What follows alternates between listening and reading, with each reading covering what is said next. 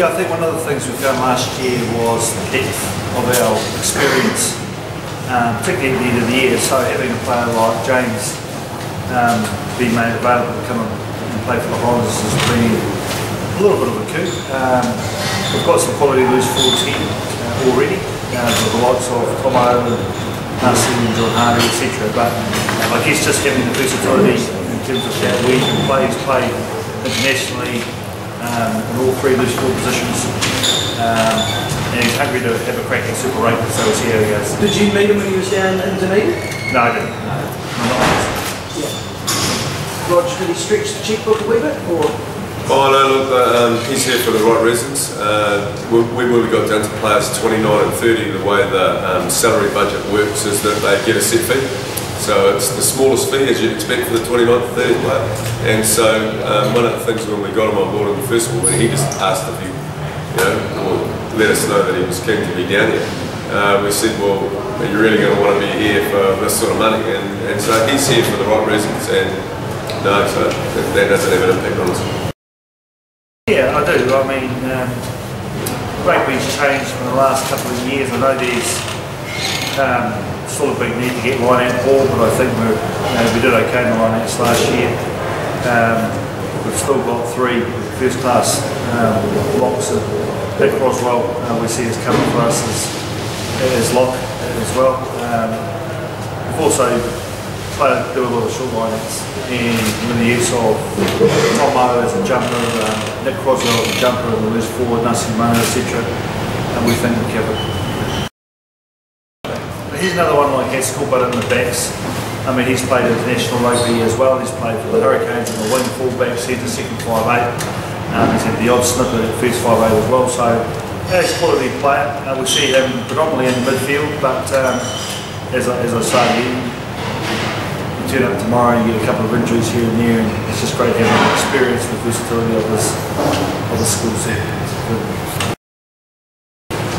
Yeah, I think, I mean, it's personally disappointing that the two Otago boys made the team and they're fairly good ones. I guess that's really a reflection on the depth of the country and also a reflection on franchise contracting. I mean, 2 years ago, the team was made up of predominantly Southland and Otago rugby players, but with franchise contracting, as coaches we could select from all over the country. It's about putting the team to represent the region first, and we think we've achieved that. You'll find that a lot of our wider training group will be made up of Otago players. Well, it's mainly my second one, so there's a bit of firepower there. Yeah, there is, I guess, particularly with gear.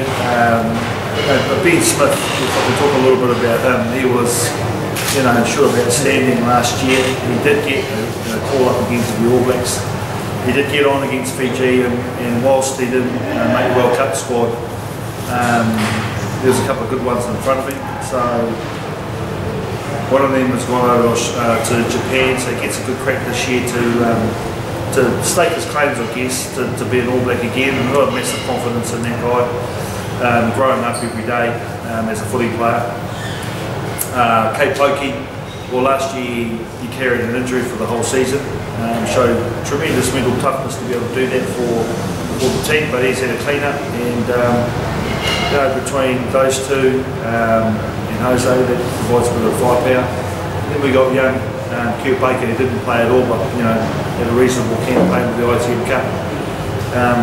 He shows a bit of promise, and I guess when you put them all together with Hamani, the experience of Kenny Lynn, Siali Piutau, who played outstanding for Tonga, and was one of our key players last year on the wing, you get a sense of confidence that we've got the right depth now.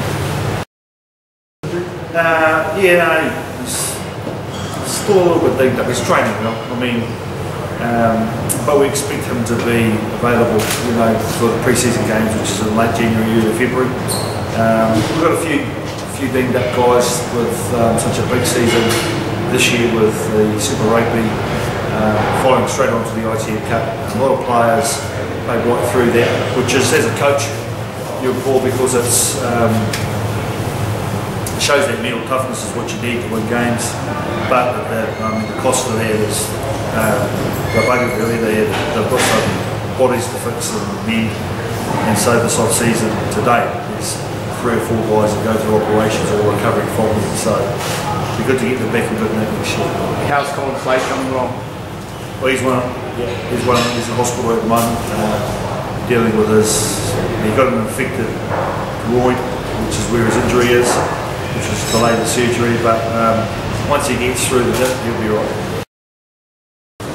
Yeah, I think we've taken a lead from the Crusaders, and always tend to have a lot of experience in key positions, and the first 5/8's one of those. We found last year that we had the ability to go to Japan and bring Brownie back, but I'm not sure we'll be able to do that this year, so we've covered that reasonably well. We've still got a young boy in Lima who's shown a lot of potential and promise, but he's only had a handful of minutes, so just to ease the load a bit.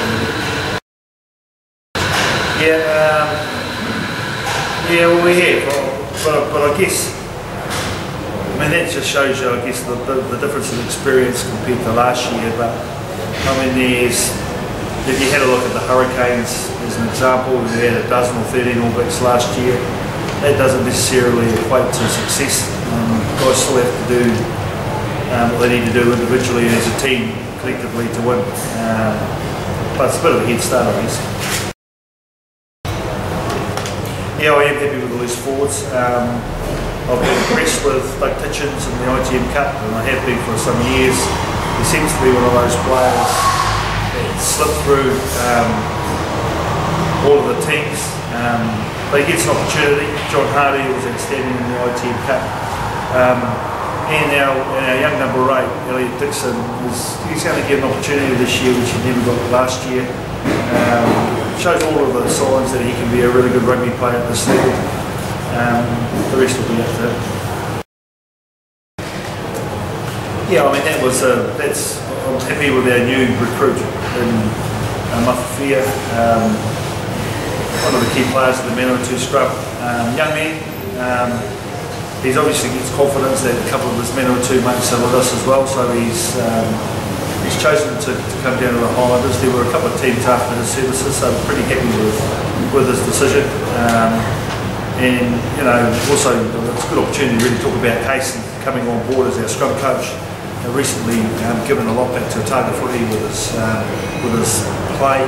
But now gets an opportunity to give that knowledge back to players like Mafu, and Jamie and Chris and Bronson. The knowledge that he's collected over all of the years of playing footy. No one knows what it's like in there except for front rowers, so I reckon with the likes of Case and the young prop like Mafu, got the makings of a good front rower this season. Well, it's unfortunate that Jamie couldn't be here at the moment because everyone's on holiday, and we're going to make an announcement when he gets back, which is about another week's time. Oh, I'm pretty happy with the squad, guys. Normally there's been, at the end of the day, reviews since the end of last season, and some players were contracted through the Super Rugby season because of the system of franchise contracting. We're happy, we're happy right throughout. We've had the ability to retain some of our players, our key players from last year. Sadly, some have moved on to different challenges. Highlander Sorkai's gone to Japan. Tom has decided to go to the Crusaders. But we've got some young fellas coming into the Highlanders as well. So for me as a coach, it just sort of all adds up to the same thing. Happy as with the players that we've selected, just really keen to get them together and start to become a Highlanders team again. I think halfback is an area in the south of Otago that we need to have a look at. Obviously Jimmy Cowan is an All Black and one of our key players. Aaron Smith has played well for the team last year and certainly had a big ITM Cup. But behind that we've got to create another level of depth, which is a little bit light with respect to those players, but it is a little bit light with regards to the ability to play at the next level. And there's some young Otago players coming through, but right now for 2012, maybe another year and they'll start scrambling in the Highlands. Yeah, goal kicking was a big problem for us last year, but having said that, Colin Slade only played, one of the big games or 2 halves and a full game, and had a sore groin, which meant he couldn't train. Just when you saw the end result of that was in the All Blacks, he had a similar result in regards to his goal kicking performance. Hopefully that'll be right. Chris Noak's been selected and is a very good goal kicker, and a big reason why he got the nod. So I guess in terms of our ability to select the sort of players we're after, we are addressing that, but we've still got to get them over the post, don't we? Yeah, I think so. I mean, prior to selecting Andrew, we had a real good yarn about what was created last year. We don't want to rewrite the book and recreate something that took a lot of effort and time and energy from the players and the management team. But he's just been outstanding in terms of his verbal commitment to what he wants to offer. Already he's getting excited, and it's only been a week or 2 after the World Cup. He's talking, texting and carrying on. So I said we'll give him a bit of a breather and we'll catch up prior to Christmas. But at the end of the day, Warriors, we consider him as a true Highlander. He's from down here, his family, his friends, he's from down these parts. I think he'd be a huge contributor to the Highlanders next year. Yeah, well, 2 things. One, we won the first few games, which created a bit of confidence within the team, confidence outside, and you guys jumping on board and propelling us forward with the momentum and the support that we needed. Sadly, at the end of the year, we were found wanting in crucial games. But so was our support, so I guess it goes in tandem a little bit. The team does need the support. We aren't a team that can just roll out one after one after one after one on mediocre performances. We're a team that we have to play with our full potential. And even though we've got international players that are joining, the key there for myself and the management team is to make sure that they can become Highlanders, live comfortably in Dunedin, adapt to something that's very different to them.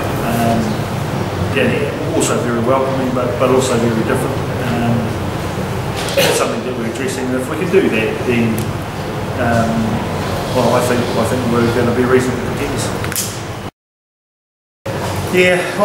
I think the stadium's great. I went to all the World Cup games here. With the stadium is, I guess it's just a nice venue to go and watch footy.